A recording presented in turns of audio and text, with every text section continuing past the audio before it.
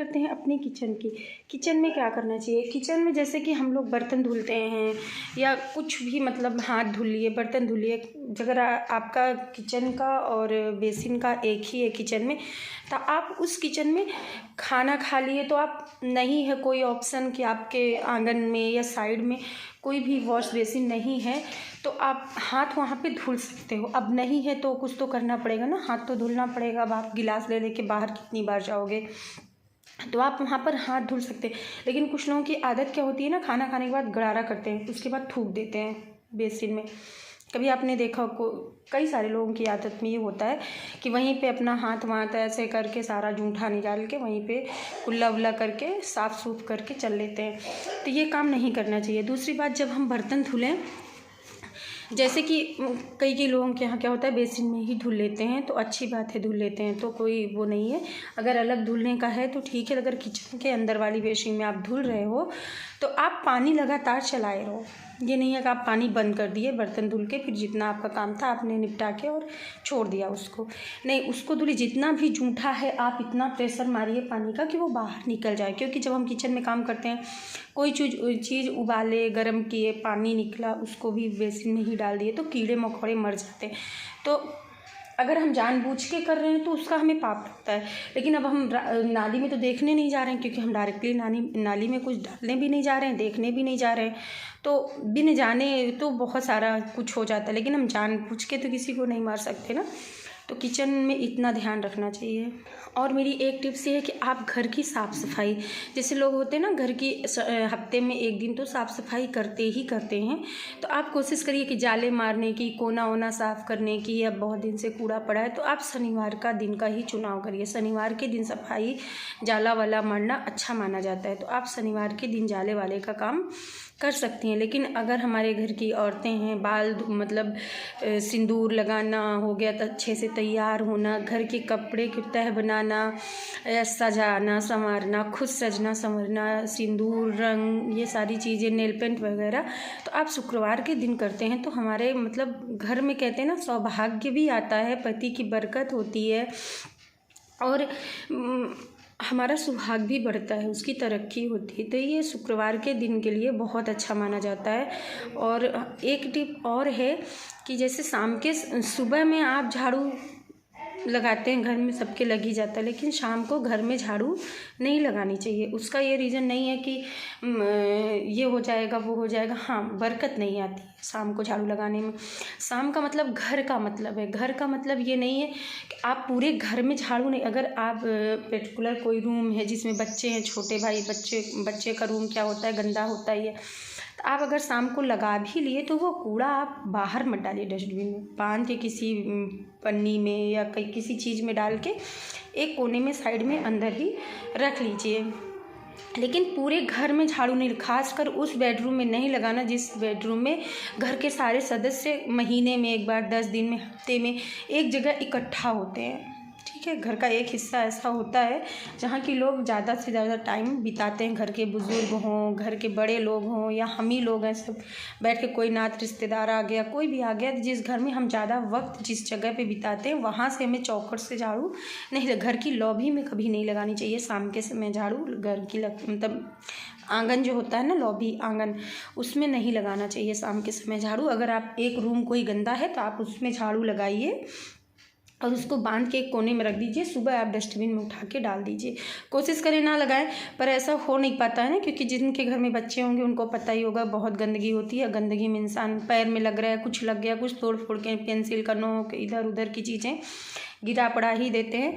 तो आप लगाइए, लेकिन आप उसको इकट्ठा करके कहीं पर रख दीजिए, सुबह आप उसको डस्टबिन में डाल दीजिए। तो चलिए, लेकिन हाँ, एक बात और है, क्योंकि साफ़ सफाई हुआ, घर की साज सज्जा हुई, हमारे सिंदूर से, हमारे बाल धोने से, हमारे कई सारी चीज़ों से हमारे घर की, हमारे पति की, हमारे भाग्य जुड़ा होता है। तो हमें उसे हमेशा बनाना चाहिए, ना कि बाकी जो हमारे भाग्य में होगा, जितना होगा उतना तो ऊपर वाला देगा ही, लेकिन हम कर्म अच्छा कर सकते हैं। ठीक है। वो दिखा के नहीं करना है, आप अपने विचार से अच्छे रहिए और अच्छे से करिए, तो उसका परिणाम अच्छा ही होता है। लेकिन अगर आप जानबूझ के कि चलो अब शाम हो गई है, 6 बज गए, अब चलो पूरे घर में झाड़ू लगा देते हैं, पोछा लगा देते हैं, या पूजा घर में ऐसी गंदगी में पूजा कर लेते हैं, तो कुछ होगा नहीं। लेकिन वो जो होगा वो भाग्य भी धीरे धीरे ही बदलता है, और दुर्भाग्य भी धीरे धीरे ही आके बहुत ज़्यादा जब आता है तब लोग परेशान हो जाते हैं, तब लोग पूजा उपाय पंडित गुरुजी सब में भागने लगते हैं। लेकिन अगर हम अपनी ये दिनचर्या में जो है शामिल कर लें तो ऐसा कुछ नहीं होता है। कहते हैं ना, सबका भाग्य ऊपर वाला ही बनाता है। अगर हम 4 भाई बहन हैं तो चारों का भाग्य, लेकिन उनमें से कुछ अच्छे निकल जाते हैं, कुछ पीछे रह जाते हैं। तो ऐसा नहीं कि उनमें कमी है इसलिए वो पीछे रह गए, नहीं, उन्होंने भी उतनी ही मेहनत किया, सब कुछ किया, पर 50% तो हमारा भाग्य ही होता है ना, कि क्या लिख के आया। कुछ लोग इतनी मेहनत करते उसके बाद भी नौकरी नहीं पा पाते, उनकी तरक्की नहीं हो पाती है। इसका मतलब थोड़ी ना है कि उनका कर्म अच्छा, तभी वो 2 टाइम का दाल रोटी खा पा रहे हैं सुकून से। कर्म क्योंकि वो अच्छा कर रहे हैं इसलिए। अगर वो कर्म भी खराब कर दें तो हमारा भाग्य तो बिगड़ा हुआ है, कर्म भी खराब हो जाएगा, तो फिर कुछ हाथ नहीं लगेगा, ठंडा पानी पी के ही सोना पड़ेगा। इसीलिए अपना भाग्य जो है वो भाग्य पे ही छोड़ के कर्म अच्छा करना चाहिए, मेरे हिसाब से, मैं ऐसा सोचती हूँ। मैं आपको इसमें एक कहानी सुनाऊँ, आप लोग बोर तो नहीं हो जाएंगे, पर मुझे याद आई, क्योंकि मैं कुछ चीज़ें ना जैसे होता है तो पूछती हूँ अपने पापा से। मेरे पापा वैसे ही, हम लोग अगर 10 मिनट से ज़्यादा उनके पास बैठ गए तो 1-2 किस्सा कहानी सुना ही देते हैं। तो उन्हीं में से एक किस्सा मैं सुनाती हूँ। एक राजा थे, उनकी 7 बेटियाँ थीं, ठीक है। राजा थे, उनकी 7 बेटियाँ थीं, पर मतलब राजा बहुत ही धनी थे। भाई राजा तो धनी होंगे ही, राजा हैं। उनकी 7 बेटियां थीं, जिनमें से वही राज्य चलाते थे, तो उनसे लोग डरते भी थे, क्योंकि उन्हीं का दिया वो खाते थे, तो उनसे डरते भी थे। तो घर में भी ऐसे कई सारे लोग होते हैं जो हमें देते हैं, तो हमें उनकी डर के रिस्पेक्ट नहीं करनी चाहिए, दिल से करनी चाहिए, मैं ऐसा मानती हूँ। किसी से आप डर के सिर्फ उसके सामने आप उसकी इज्जत कर सकते हो, पीठ पीछे नहीं कर पाओगे, फिर आप जो असलियत होगी ना वही बोलोगे। तो इस तरीके से नहीं करना चाहिए, आप सबकी इज्जत करो पर डर के नहीं। कहते हैं ना, एक काम होता है खुद की मर्जी से झुक के कर देना, उसमें हमें भी खुशी मिलती है, अगले को भी खुशी मिलती है। लेकिन कुछ काम ऐसा होता है जो हम किसी के डर बस करते हैं कि अरे वो नाराज़ हो जाएगा। जैसे मैं आपसे बताऊँ एक चीज़, जैसे हम 5-6 भाई बहन हैं, या 2 भाई बहन हैं, भाई 2-3 भाई बहन हैं, तो कुछ क्या होता है कि अगला बहुत अच्छा भी होता है तो भी लोग नहीं तारीफ़ कर पाते, क्योंकि साम्राज्य तो अगले के पास है, या हमें वो उतना दे पाएगा जो कि अगर वो सही भी है तो हम उसके लिए नहीं बोलेंगे, क्योंकि जिसके पास है वो हमसे नाराज़ हो जाएगा, ठीक है। तो कई चीज़ें ना इस तरीके से भी चलती हैं, जो कि गलत है, नहीं चलनी चाहिए। आप एक चीज़ बोलो और करेक्ट बोलो, तो उस पर ना आप कहीं भी रहोगे तो जब लोगों की बात आएगी तो उसको ये संतोष रहेगा, ये समझेगा कि वो इंसान होता तो वो करेक्ट बोलता है। तो हमेशा अच्छी सोच रखो। अब जैसे कि क्या हो गया कि राजा ने पूछा, मतलब सारी उनकी बेटियां थीं, तो कुछ लोगों ने बोला कि अरे आप इतना जो है वो करते हो, क्या आपके घर में आप सबके फेवर में हैं। तो फिर राजा आए, अपने राजगद्दी में बैठे और अपनी 7 बेटियों को बुलाए कि आज मैं पूछता हूँ कि ये लोग ज़्यादा ही भाग्य कर रही हैं, क्योंकि उनकी छोटी वाली लड़की जो है बहुत पूजा पाठ करती थी और वो भगवान भाग्य को बहुत मानती थी, अपने कर्म को मानती थी, सत्य वचन को मानती थी कि हम सत्य बोलेंगे, चाहे मेरे सामने जो भी हो, हम झूठ नहीं बोलेंगे, ना हम किसी को खुश करने के लिए चीज़ें करेंगे। राजा की छोटी बेटी का ये स्वभाव था कि वो खुश करने के लिए चीज़ें नहीं बोलती थी, जो उनके मन में आता था वो एकदम सत्य बोलती थी। और वो बोलती थी जो हो रहा है मेरे साथ मेरे भाग्य के हिसाब से हो रहा है, जो मेरे भाग्य में जो मैं कर्म कर रही हूँ उस हिसाब से है। तो राजा ने 7 बेटियों को बुलाया और उनसे पूछा, पहले उन्होंने बड़ी बेटी को बुलाया, बोला बेटा ये बताओ आप किसके भाग्य, आपको कौन खिलाता है।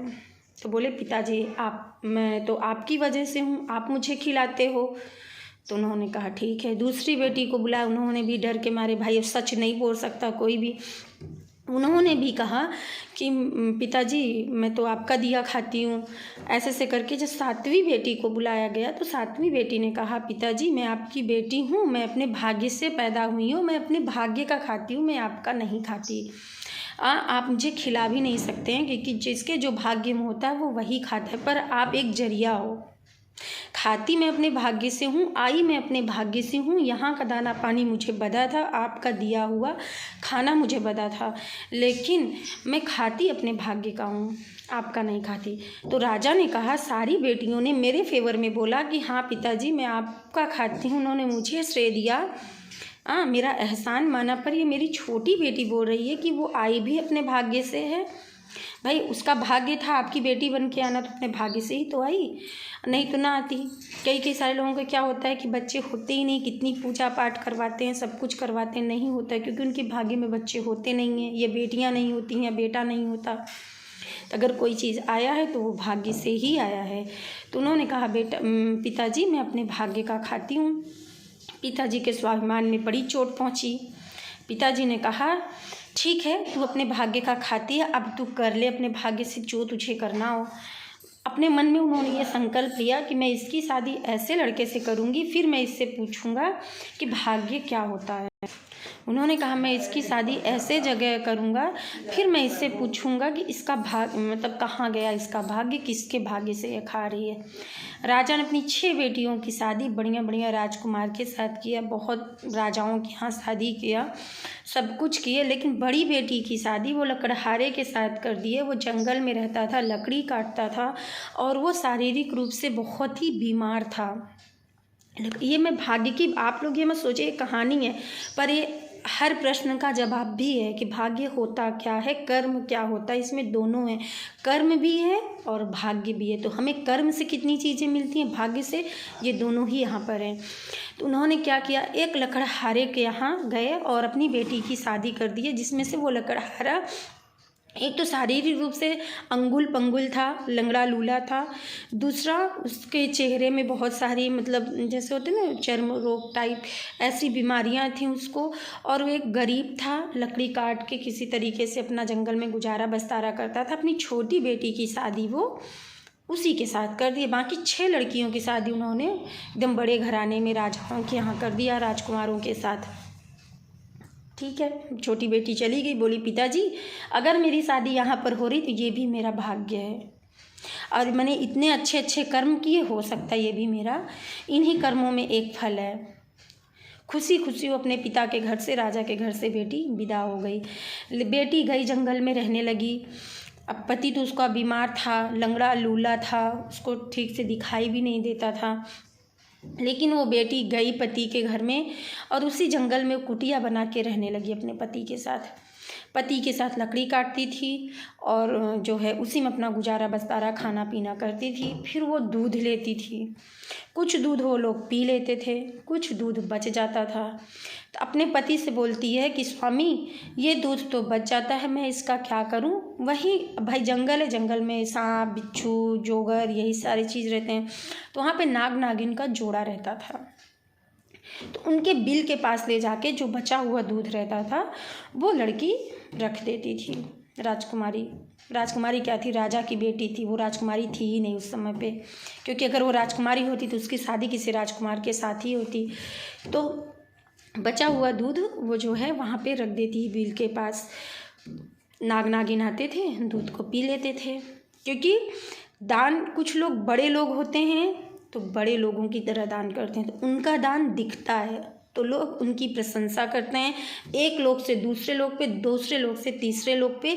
तो वो एक समाज में अपनी उस समाज में, जिस समाज में वो ले भी रहे हैं दे भी रहे हैं, उतना उनको मिल भी रहा है, वो उसका गा रहे हैं उसका गा रहे हैं, वो उनकी बड़ी पर्सनालिटी का समाज है। ठीक है, और ये छोटा समाज है।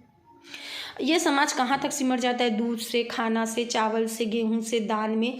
तो ये सारे दान की भी गिनती होती, बस उसकी वैल्यू नहीं होती बड़े लोगों के पास साथ में, क्योंकि आप उनके स्टेटस को मेंटेन नहीं कर सकते। जब आप मेंटेन नहीं कर सकते तो आपको गिनती में नहीं लेंगे।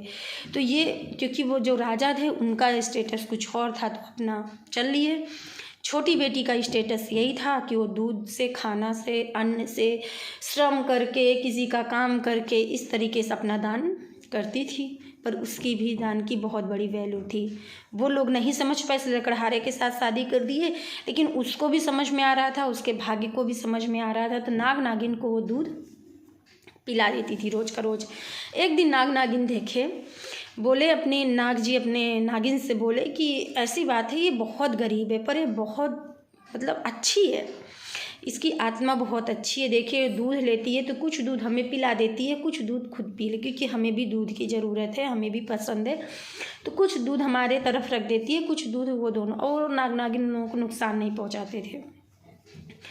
तो नाग के पास बहुत बड़ी नागमणि थी, उनके पास नागमणि थी और उन्होंने क्या किया, वो नागमणि उसको दे दिया। पहले तो उसने सोचा कि मैं इसको लूं या ना लूं, इसको लेना कहीं पाप तो नहीं होगा, कहीं हमारे और दुर्भाग्य ना ला दे, क्योंकि हम किसी से ऐसे ही ले रहे हैं। फिर नाग ने समझाया कि आपने मुझे दूध पिलाया, आपने मेरी सेवा की और हम आपसे खुश हैं, इसलिए आपकी भी तकदीर, आपकी भी किस्मत बदल जाए, इसलिए हम आपको दे रहे हैं, आप रख लीजिए। जैसे उसने वो नागमणि लिया लड़की ने, उसके पति के धीरे धीरे करके सारी बीमारी दूर हो गई। उसका पति एकदम बढ़िया राजकुमार लगने लगा, आंखें ठीक हो गई, चेहरा ठीक हो गया, हाथ पैर ठीक हो गया, एकदम सही। और उसी नागमणि के प्रभाव से उनके धन दौलत, राजा, मतलब उसका पति वो वहाँ की रानी हो गई, वो राजा हो गए, एक उनका भी राज्य तैयार हो गया। एक और वो हर दिन अपने राज्य में भूखे लोगों को, जो निर्धन लोग हैं, सबको भोजन करवाती थी। भोज उनका रोज चलता था। एक दिन वो सबको भोजन करवा ही रही थी। उनकी जो 6 बहनें थीं उसी लाइन में वो भी खड़ी थीं और उनके माता पिता भी खड़े थे, बुजुर्ग बूढ़े निर्धन हो गए थे, वो लोग भी उसी लाइन में। पर वो तो जो है पहचान गई, लेकिन वो बेटी को नहीं पहचान पाए वो लोग, तभी तो वो लोग लाइन पे खड़े, क्योंकि उसकी किस्मत बदल गई, रंग रूप। कहते हैं ना, जिनके पास पैसा होता है तो बुद्धू लोग भी, जो एकदम करोड़पति के घर में एक पागल भी होता है ना, तो वो पागल दिखता नहीं है, उसकी हरकतें बताती हैं। फिर एक गंवार इंसान के भी पास पैसा कौड़ी आ जाए ना, तो कॉन्फिडेंस उसको भर भर के आ जाता है। और एक पढ़ा लिखा इंसान ना, पैसा नहीं है तो उसकी वैल्यू 0 होती है। तो पीछे खड़े थे और वो गई तो उन्होंने देखा कि ये तो मेरे माता पिता हैं, मेरी बहनें हैं, और जिनकी शादी जो है राजकुमारों के साथ हुई थी। उन्होंने अंदर बुलाया, उनके पिताजी रोने लगे, प्रायश्चित करने लगे, बेटा मुझसे गलती हो गई, जब से तेरी शादी मैंने इस तरीके से की तब से हमारा राज्य नष्ट हो गया, ये बहनें तुम्हारी गरीब हो गई, सब कुछ खराब हो गया। तो उन्होंने कहा, पिताजी मैं आपके घर में रहती थी, अपने भाग्य का खाती थी, क्योंकि मैं भगवान पे भरोसा करती थी, अपने कर्म पे करती थी, तो मेरे कर्म भी आपके साथ जुड़े थे, आपके घर की तरक्की में मेरा भी योगदान था, जो कि आप नहीं समझे।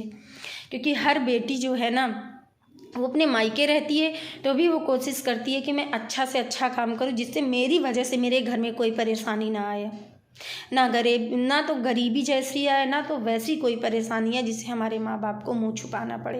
हर बेटी सोचती है। वैसे ही घर की बहू भी सोचती है कि मैं ऐसे से कार्य करूं जिससे मेरे पति की, मेरे घर की तरक्की हो सके। अगर आप उससे अनुरूप कई सारे लोगों को पता है सैलरी 1-1 लाख रुपए होती है, पर उनके 90,000 महीने के खर्च हो जाते हैं।